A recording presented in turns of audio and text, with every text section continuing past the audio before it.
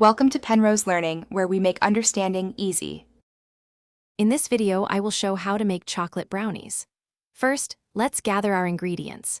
You'll need 1 cup of unsalted butter and 2 cups of granulated sugar.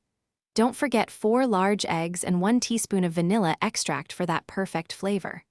Also, measure out 1 cup of all-purpose flour, 3/4 of a cup of unsweetened cocoa powder, 1/2 teaspoon of baking powder, and 1/4 teaspoon of salt. Having everything ready makes the process smooth and enjoyable.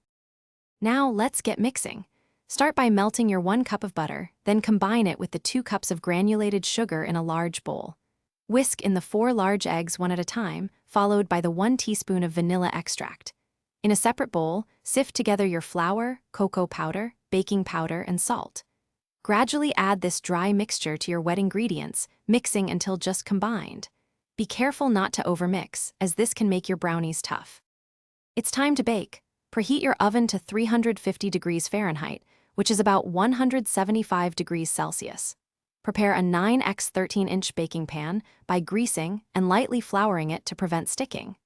Carefully pour your delicious brownie batter evenly into the prepared pan, spreading it to the edges. Bake for approximately 25 to 30 minutes. You'll know they are ready when a toothpick inserted into the center comes out with moist crumbs. Not wet batter, don't overbake. The hardest part is waiting, but it's crucial. Once baked, let your brownies cool completely in the pan on a wire rack.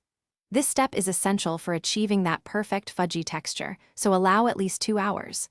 Once fully cooled, cut them into neat 2-inch squares.